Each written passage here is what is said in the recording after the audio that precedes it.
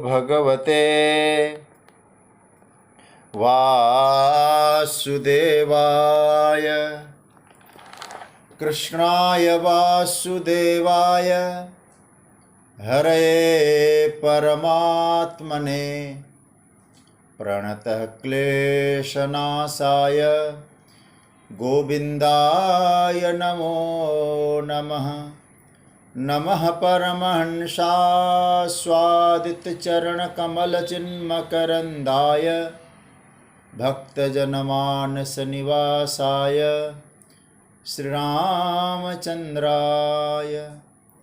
वागीशायस्य वदने लक्ष्मीर्यस्य च वक्ष्यसि यस्यास्ते हृदये संवित्तं नृसिंहमहं भजे।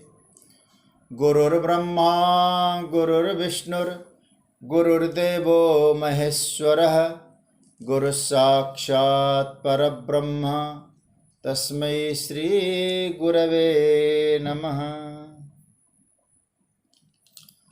भगवत चरण कमलानुरागी सभी आत्मीय प्रिय प्रभु प्रेमीजन,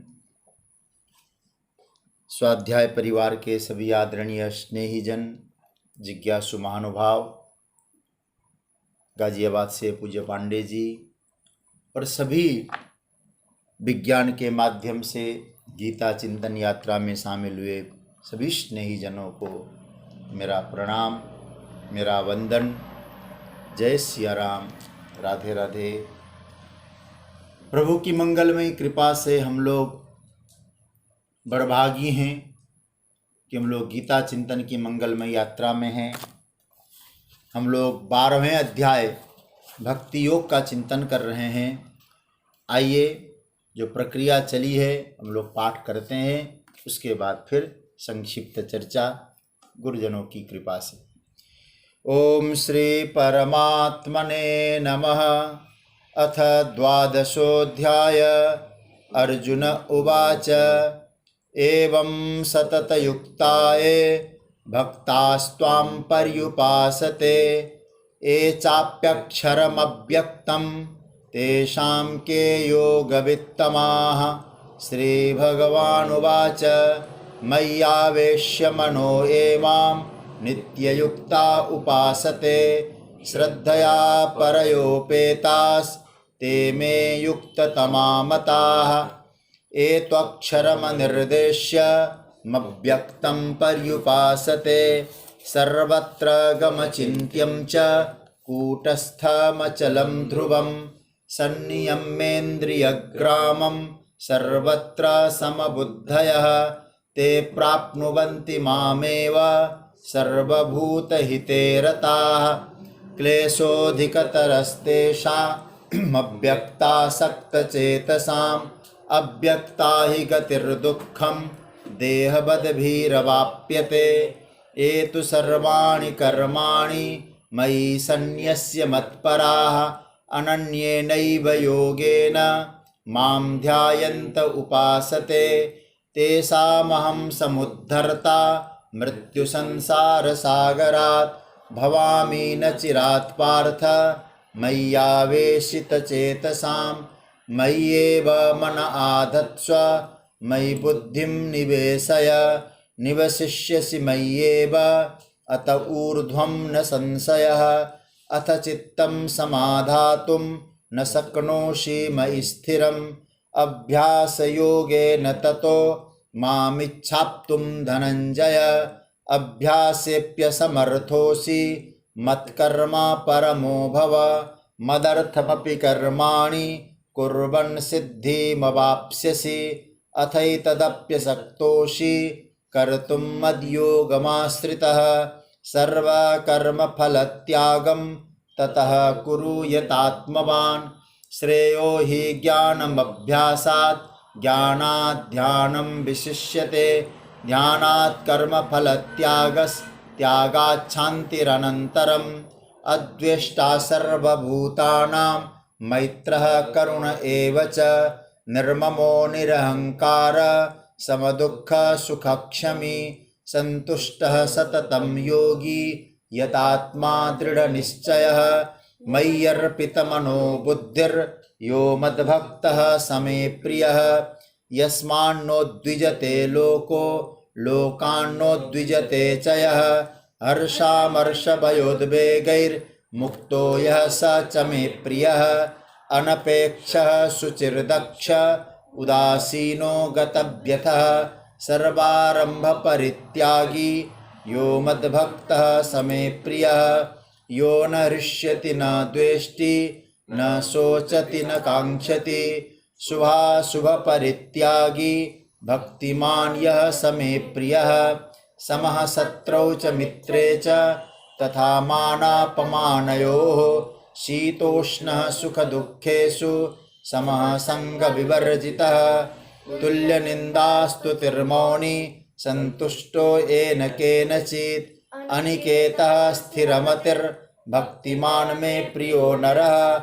एतु धर्म्यामृतमिदं यथोक्तं पर्युपासते श्रद्दधाना मत्परमा भक्तास्तेतीव मे प्रियाः। ओम तत्सदिति श्रीमद्भगवद्गीता सुपनिषत्सु ब्रह्म विद्यायां योगशास्त्रे श्रीकृष्णार्जुन संवादे भक्ति योगो नाम द्वादशोऽध्यायः। श्रीकृष्णार्पणमस्तु।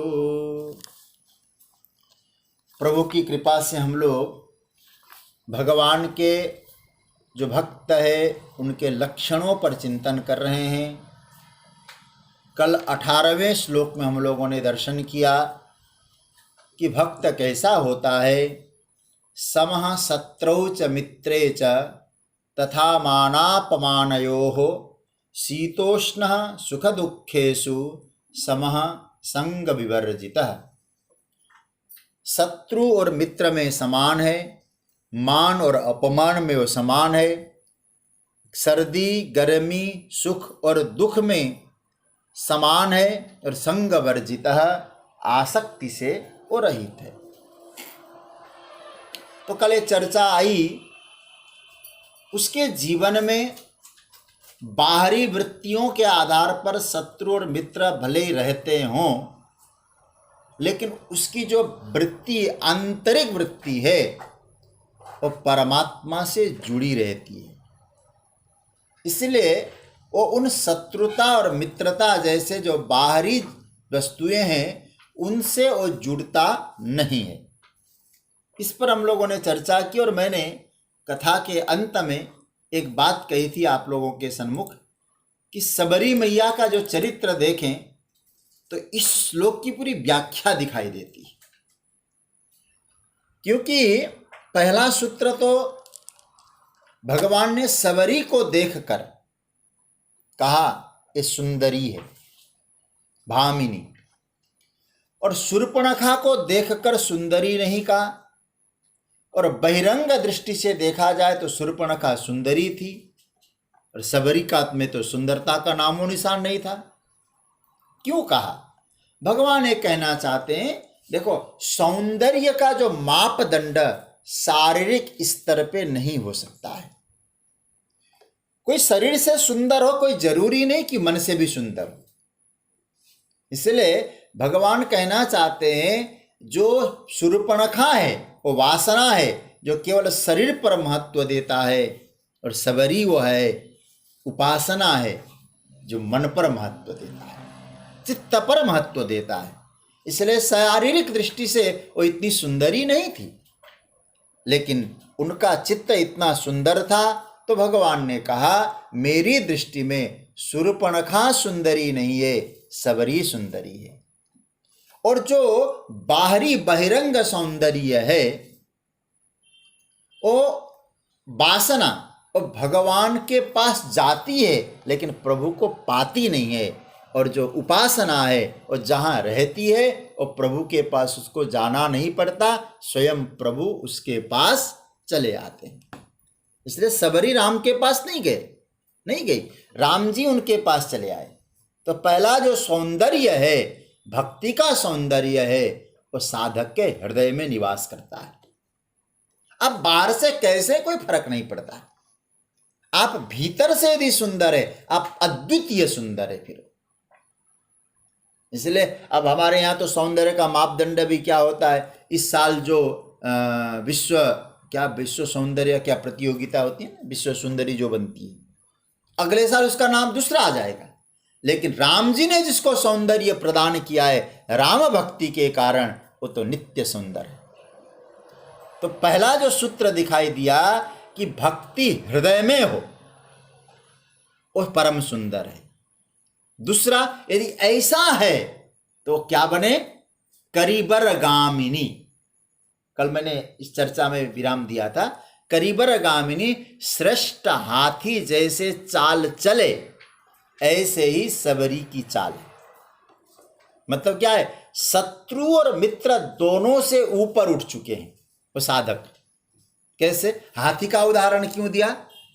अब यदि आप लोग ऐसे रामायण पढ़ेंगे, वो कहेंगे राम जी कहते हैं सबरी को, तेरी चाल तो हाथी जैसी है, हथीनी जैसी चाल है। तो आप कहेंगे राम जी को विवेक नहीं है, वनवासी होकर ऐसी बातें कर रहे हैं। लेकिन राम जी जो कहना चाह रहे हैं, पहला जो सूत्र है, तो आप में भक्ति है इसलिए आप सुंदर हैं। दूसरा, हाथी को आप देखिए जरा, हाथी जब कहीं गांव से गुजरता है, जो लोग गांव से बिलोंग करते हैं उन लोगों को उन्होंने देखा भी होगा, वहां जब हाथी निकलता है ना, गांव के लोग सोचते चलो अरे गणेश भगवान आ गए, गणेश भगवान आ गए, आरती तैयार करो। अरे महाराज, आरती करते, उनकी आरती उतारते हैं, और हाथी उन आरती उतारने वालों के निकट रुकता नहीं है, आगे बढ़ता है। और फिर थोड़ी देर में देखिएगा उस हाथी पर कुत्ते बहुत भौंकते हैं, कुत्ते भी भौंकते हैं, और कुत्तों के साथ झपट्टा नहीं मारता, क्रोध नहीं करता, शत्रुता नहीं करता। हाथी को अपनी मंजिल की ओर जाना है।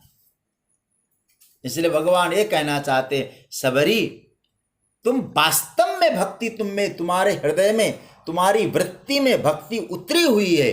क्यों? क्योंकि तुम्हारा विरोध करने वाले भी थे, उनका विरोध तुमने सहन किया, उनसे विरोध का विरोध नहीं किया। और मतंग ऋषि जैसे तुम्हारे कितने प्यारे मित्रवत व्यवहार था।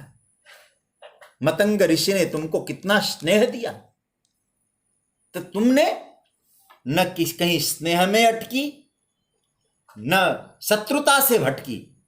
आपने केवल परमात्मा की ओर बढ़ने के लिए अपने चित्त को, अपने मन को, अपने विचारों को प्रभु से जोड़ दिया है। इसलिए तुम कौन हो?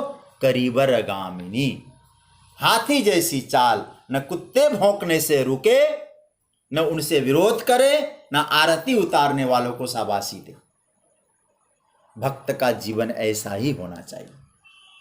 इसलिए भगवान यहां क्या कहते हैं, समः शत्रौ च मित्रे च, शत्रु और मित्रता में। इसलिए सबरी का इसमें उदाहरण बिल्कुल सटीक बैठता है। अब जरा देखिए, हनुमान जी भक्ति की यात्रा में गए सीता जी की खोज करने। अब मैनाक पर्वत हनुमान जी का सहयोगी बनना चाहता है। मैनाक क्या कहते हैं, बोले महाराज आप मुझ में कुछ विश्राम करिए, बड़ी लंबी यात्रा करनी है। तो मैनाक मित्र बन के आया, और आप आगे देखेंगे सुरसा क्या बन के आई, शत्रु बन के आई। ना हनुमान जी मैनाक में रुके, न वो सुरसा से लड़ते हुए वहीं रुक गए। हनुमान जी ने सोचा रास्ते में आएंगे, ये मार्ग है, इस मार्ग में शत्रु भी मिलेंगे, मित्र भी मिलेंगे, लेकिन जो साधक उलझ गया है वो साधक अपने लक्ष्य को हासिल कर नहीं पाएगा। इसलिए ठाकुर जी कहते हैं समः शत्रौ च मित्रे च, शत्रु और मित्रता की जो वृत्ति है उससे ऊपर उठ चुका है। पूज्यपाद चिन्मय मिशन के संस्थापक स्वामी चिन्मयानंद जी महाराज का भाव, वो क्या कहते हैं, शत्रु और मित्र में सम है, मतलब किसी को शत्रु और मित्र देखना ये मन के स्तर का काम है। भक्त परमात्मा से जुड़ा होने के कारण शत्रु और मित्र के भाव से ऊपर उठ चुका है, मतलब मन के संकल्प और विकल्पात्मक धर्म से वो ऊपर उठ चुका है। इसलिए मन से वो जीता नहीं है, मन के स्तर से ऊपर उठ चुका है, इसलिए कहते समः शत्रौ च मित्रे च। और होता यह है, हम लोग इन दोनों में झूलते रहते हैं। मुझे उन्होंने ऐसा कहा, मेरी उन्होंने स्तुति की, स्तुति सुनी तो फूले नहीं समाते, और हमारे बारे में निंदा की, शत्रुता का व्यवहार किया, उदास हो जाते हैं। जैसे वो पेंडुलम है ना, पेंडुलम की तरह घूमते रहते, उलझते रहते हम लोग। सुख में इतने फूल गए मत पूछो महाराज। एक विनोद की कथा हमको याद आ रही है कि एक बार क्या हुआ, एक श्रीमती जी को लॉटरी लग गई 1 करोड़ की। अब 1 करोड़ की लॉटरी लग गई तो श्रीमती जी को मालूम नहीं है। श्रीमान जी के मोबाइल पे, ईमेल पे आ गया, ऑफिस में थे। श्रीमान जी को लगा मेरी पत्नी का स्वभाव मुझे मालूम है, आदत कैसी है, इतनी उतावली हो जाएगी 1 करोड़ की बात सुन के तो उसका हार्ट फेल हो जाएगा। अब बिना बताए रहा नहीं जाएगा, कैसे उपाय करें। तो एक महात्मा जी थे, गुरुजी से कहा, गुरुजी आप कुछ उपाय कर सकते हैं क्या? मेरी श्रीमती जी के नाम पे 1 करोड़ की लॉटरी लगी है, आप चलकर जरा श्रीमती जी को अपने स्तर से समझा देंगे, शास्त्र ज्ञान से समझा देंगे तो जल्दी समझ जाएगी, तो उसको कोई दिक्कत नहीं आएगी। बोले चलो। तो गए महात्मा जी और समझाने लगे इधर उधर, और कहने लगे आपको यदि 1 करोड़ की लॉटरी लग गई तो आप क्या करोगे? अरे महाराज जी आप क्यों मजाक कर रहे हैं, हम जैसे गरीबों को 1 करोड़ की लॉटरी लग सकती है क्या? चलो मान लो कि आपको 1 करोड़ की लॉटरी लग गई तो आप करोगी क्या इतने पैसों का? महाराज पहली बात तो असंभव, यदि कथनचित लग गई मुझे 1 करोड़ तो महाराज 50 लाख तो मैं आपको दे दूं, आधा तो आपको दे दूं। कहते हो महात्मा जी ने जैसे 50 लाख की बात सुनी, पहला हार्ट फेल महात्मा जी का ही हो गया, वही चल बसे। तो कहने का मतलब यह हुआ कि हमारा जीवन कैसा है, इतने उलझते हैं शत्रुता में, मित्रता में, और भगवान क्या कहते हैं, यह भक्त की स्थिति नहीं हो सकती। न शत्रुता में उलझे, न मित्रता में उलझे, न सुख दुख में उलझे। वो कैसे? वो समय रहता है। क्यों? वो भीतर से उसको ऐसा आनंद मिल रहा है अर्जुन, उस आनंद के सामने किसी प्रकार का आनंद उसको फीका लगता है, अतः वह समय। एक बात और मैं आज सोच रहा था, या भगवान ने 9वें अध्याय की चर्चा में, आप लोगों ने इसको पढ़ा है, 9वें अध्याय के 29वें श्लोक में भगवान ने कहा, उसकी मैंने बहुत लंबी व्याख्या की है, मुझे याद है। भगवान ने कहा समूहम सर्वभूतेषु न मे द्वेष्योस्ति न प्रिय।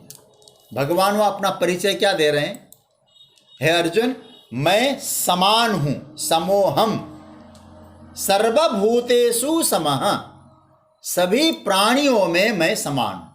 ध्यान से सुनिएगा, प्रभु जब ये बात कह रहे हैं, अपना परिचय क्या, न मे द्वेष्योस्ति। ये श्लोक यदि आपके पास गीता है तो पकड़ लेना, 9वें का 29। भगवान ने क्या कहा, न मे द्वेष्योस्ति। द्वेष मतलब क्या हुआ, शत्रु। न मे द्वेष्योस्ति न प्रिय, प्रिय मतलब मित्र। भगवान कहते हैं मैं दोनों में समान हूं। समा शब्द, और गीता में तो मुझे लगता है कि हमको होमवर्क कर लेना चाहिए। समा शब्द का प्रयोग भगवान ने कहां कहां किया और किस किस अर्थ में किया है, बहुत गजब का है। समत्वम योग उच्यते, समा शब्द का प्रयोग की भरमार है गीता में। भगवान कहते प्रिय और अप्रिय, शत्रु और मित्र में मैं समान हूं। और यहां जब भगवान कह रहे हैं भगवान समान है, तो भक्त कहां रह रहा है, भगवान में रह रहा है। भगवान कहां रह रहे हैं, भक्त में रह रहे हैं। तो परिणाम क्या निकलेगा, भक्त में भगवदीय गुण प्रकट होते हैं। और देवर्षि नारद स्पष्ट कहते हैं फिर उन दोनों में अलग अलग करना ठीक नहीं, यह एक है दोनों, मतलब ये अलग अलग नहीं है। इसका अर्थ क्या हुआ, इसका अर्थ यह हुआ जब भगवदीय गुण भक्त में है तो शत्रु और मित्र में जब भगवान समान है तो भक्त में भी भगवदीय गुण प्रकट हो गए। इसलिए भगवान कहते हैं सम, मेरा भक्त भी मेरे गुणों से जो है सराबोर होता है। और याद रखना, यदि समता नहीं है तो ममता है। ममता रोग है, और ममता रूपी रोग को मिटाने के लिए समता तो औषधि है महाराज। इसलिए भगवान क्या कहते, और बहुत कई बार सिद्ध सिद्ध्यो समो भूत्वा समत्वम योग उच्यते, दूसरा अध्याय, वहां भी समान की समता की बात आई। भगवान कहते योग है, और इसका मतलब यहाँ योग का मतलब किसी आसन में घंटे भर बैठना नहीं है सज्जनों। तो क्या है, मन का संतुलन न बिगड़े, वह तभी संभव है जब व्यक्ति अपनी स्थिति को प्राप्त करे। आपका मन का संतुलन न बिगड़े, आप अपनी स्थिति में है, तो शत्रु और मित्र दोनों भाव से आप ऊपर उठ चुके हैं। इसलिए शत्रु और मित्र का भाव आ गए तो संसार चालू हो गया, ये समझ लेना चाहिए। तो समः शत्रौ च मित्रे च, आगे क्या कहते, तथा मानापमानयोः। अर्जुन, मान और अपमान इन दोनों में भी मेरा भक्त समान है। शत्रु मित्र में समान है, मान अपमान में समान है। पूज्यपाद स्वामी रामसुखदास जी महाराज कहते हैं, ये जो मान और अपमान ये परकृत है। परकृत शब्द को थोड़ा सा हमें समझना होगा। परकृत मतलब मेरे प्रति यह नहीं है, मेरे पर में है। पर मतलब क्या है, शरीर, ये स्वामी जी का भाव है। मतलब क्या हुआ, शरीर के प्रति मान और अपमान होता है। भक्त अपने शरीर के प्रति अहम भाव नहीं रखता, और अपने शरीर के संबंधियों के प्रति मम भाव नहीं रखता।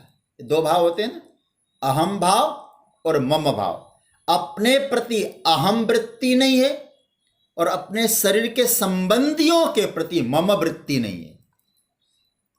तो अतः शरीर का अपमान होने पर भी उसका अंतकरण परमात्मा से जुड़ा रहता है। उसके कारण वो अपने आप को उन मान और अपमान के द्वंद्व से ऊपर उठता है। हमारे पूज्य गुरुदेव एक कथा सुनाया करते थे, उस कथा में एक श्लोक सुनाया करते थे। और आज मैं पढ़ रहा था गीता को, उस श्लोक बहुत पहले मैंने याद किया था, उस श्लोक याद आया। और आपको सच कहूँ, बहुत वर्षों के बाद उस श्लोक मेरी मस्तिष्क में आया, मैं गुनगुनाता रहा और याद कर लिया। हो सकता है वो सब जगह ठीक न बैठे, लेकिन बड़ा अच्छा लगा।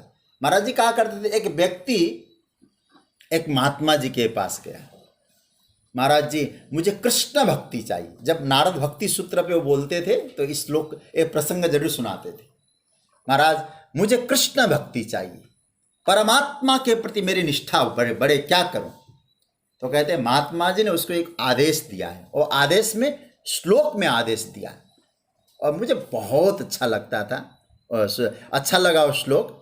क्या कहते हैं, भ्रातस्तिष्ठ तले तले बिटपिनाम ग्रामे सुभिक्षाम मट स्वच्छंदम पिबयामुनम जलमलम चीराणि कंथाम कुरु सम्मानम कलयाति घोर गरलम नीचापमानम सुधा श्री राधा मुरलीधरौ भज सखे वृंदावनम मात्यज। महाराज जी सुनाया करते थे। इसका अर्थ होता है, भैया यदि तुझे राधा कृष्ण की भक्ति चाहिए, प्रभु चरणों में श्रद्धा बनानी है, तो क्या करना, भ्रातस्तिष्ठ तले तले बिटपिनाम, बोले वृंदावन आ जा। कहीं जगह मिले तो मिले, नहीं तो पेड़ की छाह तले बैठ जा। खाने को ग्रामेषु भिक्षाम, ग्रामवासियों के पास जा और जो मिले वो पाले, प्रसाद है उनका। और कहते स्वच्छंदम पिबयामुनम जलमलम, अरे विचरण कर और प्यास लगे तो यमुना का जल पी ले। महाराज पहनने को चीराणी कंथाम कुरु, महाराज जो मिले वो पहन ले, जीर्ण शीर्ण जो कुछ मिले। और क्या कहते हैं, और लेकिन आगे जो कहा, कृष्ण भक्ति चाहिए तुझे, सम्मानम कलयाति घोर गरलम, यदि तो तेरी वाह वाह होने लग जाए बहुत बड़े महाराज जी हैं, इतना भजन करते हैं, यदि ऐसा होने लग जाए, तेरी साधना में बाधा बन जाए, उस सम्मान को तू जहर मान ले, तेरी साधना रुक जाएगी। फिर प्रतिष्ठा के चक्कर में तेरी साधना का मार्ग विलुप्त हो जाएगा। सम्मानम कलयाति घोर गरलम। और महाराज कभी कभी कहीं जाए, किसी का फटकार मिले तो नीचापमानम सुधा। हा, कोई इस प्रकार से करे तो सुधा, उसको अमृत मान ले, अपमान करे तो। और फिर करना क्या, श्री राधा मुरली धरो भज सखे। अरे प्यारे, श्री राधा कृष्ण क्या भजन कर, श्री कृष्ण भक्ति कर। लेकिन याद रखना, कैसी भी परिस्थिति आए, वृंदावनम मात्यज, वृंदावन छोड़ना नहीं, यही रह जाना। सम्मान को जहर और अपमान को अमृत समझ। अब इस चरितार्थ नहीं हो पाता। लेकिन एक बात यहां समझ लेना, ऐसे भक्त लोगों के बारे में आया, लेकिन ज्ञानियों के दृष्टि से क्या है, बोले ज्ञानियों का दृष्टि तो कहना ही क्या है, यदि सब ब्रह्म है तो मान और अपमान कहाँ है। भक्त उससे मुक्त है। प्रहलाद चरित्र में देखता हूं, प्रहलाद चरित्र में प्रहलाद का सम्मान करने वाला भी थे, मानापमान है, और अपमान करने वालों की कमी नहीं थी। और उनके चरित्र में श्री सुखदेव जी महाराज कहते, रहितो सुरो सुर। चाहे कोई सम्मान करे चाहे अपमान करे, उनमें कभी भी वो महत्व नहीं देते थे। जहाँ समय मिला, जब मिला, केवल भजन, परमात्मा के नाम रूप गुण लीला का चिंतन करते थे। सज्जनों, मैं एक बात और कहूँ, बार बार जब ये भक्त चरित्र बोलता हूँ ना, हनुमान जी याद आ ही जाते हैं। आप सोचिए, हनुमान जी का लंका में कितना सम्मान हुआ और कितना अपमान हुआ। सम्मान की कोई कमी नहीं थी। अरे वही जो रावण के लोग थे, वो क्या कहते हैं, बानर रूप धरे सुर कोई, ये बंदर नहीं है तो देवता है। ये कहने वाले भी वही मिले। विभीषण क्या कहते, आप भगवान हैं, ये सम्मान भी मिलता है। आप सोचते जाइए। और अपमान कितना हुआ उनका। रावण की बात सही, राक्षसों की लात सही। अधम कहता है रावण, अधम नीलज्ज लाज नहीं तो ही, मारही चरण करही बहु हासी। राक्षस लोग अपमान सहा, सम्मान को देखा। लेकिन हनुमान जी क्या कहते, नहीं, मुझे भले इंद्रजीत ने अपमानित किया हो, कभी मुझे सम्मान मिला हो, लेकिन मैं यहाँ रुकूंगा नहीं, क्योंकि मैं तो राम कार्य करने आया हूँ। इसलिए मैं भी तुमको यही कहूँगा, सम्मान अपमान छोड़। मैं तुझे देख ही नहीं रहा हूँ रावण। बोले तू नहीं देख रहा है मुझे, क्या देख रहा है तू। बोले मैं तेरे दिल को देख रहा हूँ। तेरे मेरे दिल को? बोले हाँ, क्योंकि तू तेरे दिल में मैं राम जी को बसाना चाहता हूँ। राम चरण पंकज उर धरहु। भक्त है, अपने दिल में भगवान को विराजमान किया है, तो भक्त चाहता है वहां भी औरों के दिल में भी भगवान रहें। सज्जनों, ये जो मान अपमान वाली बात है ना, उसे ऐसा लगता है कि हम लोग अपने इमेज का जो बोझ है ना, उसको लेकर घूमते रहते हैं। एक इमेज का बोझ होता है ना। मैं वेदांत की बात न करूं, वेदांत का शब्द का प्रयोग न करूं, इसीलिए इमेज शब्द कहा। वेदांत की बात कहता तो मैं उपाधि बोलता। उपाधि लेकर घूमते हैं।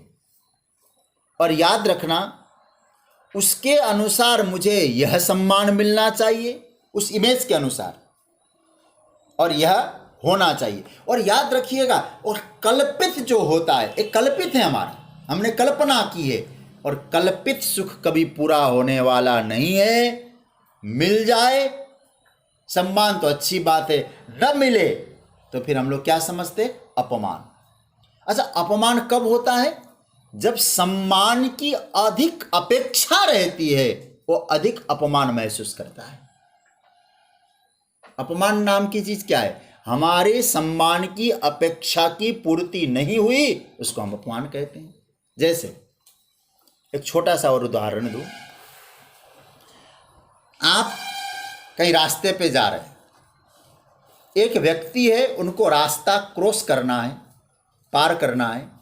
आपने देखा चलो भाई हमसे हेल्प करें थोड़ा सा, आपने उनको हाथ पकड़ा, उस पार कर दिया। आप रखिए, विचार करिएगा, आपको यदि उन्होंने आपको थैंक यू नहीं कहा तो आपको इतना दुख नहीं होगा,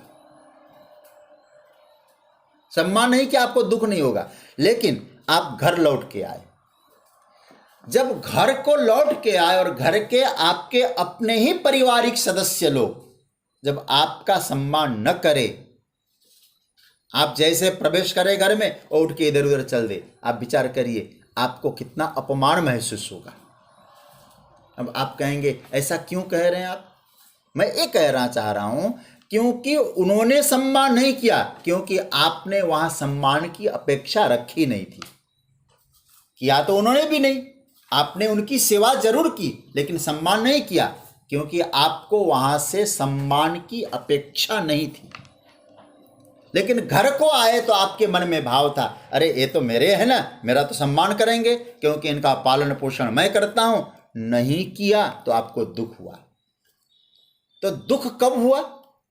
जब हमारी अपेक्षा की पूर्ति नहीं हुई। और अपेक्षा कब बनी? कल्पना के आधार पर, हम वहां जाएंगे ऐसा सुख मिलेगा, ऐसा सम्मान मिलेगा, तो ऐसा। तो कहने का अर्थ है भक्त कौन है? इस प्रकार की अपना इमेज स्वयं कभी बनाता ही नहीं, क्योंकि शरीर और शरीर के संबंधों को लेकर हम इमेज बनाते हैं अपना। याद रखना इस बात को। वह जानता है कि यह न शरीर रहेगा न शरीर का संबंध रहेगा, नित्य रहने वाला तो केवल मेरा परमात्मा है, वह भगवान का मैं संबंधी हूं, अतः मेरी कीमत केवल केवल केवल भगवान जानता है। और ये बात भी याद रखिएगा, आप कितने हैं, आपकी महिमा, आपकी कीमत केवल परमात्मा जानता है।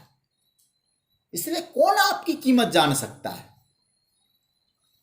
इसलिए सम्मान अपमान, वो भगवान क्या कहते हैं, सम्मान अपमान कभी भगवान से मिलता हो मुझे नहीं लगता है।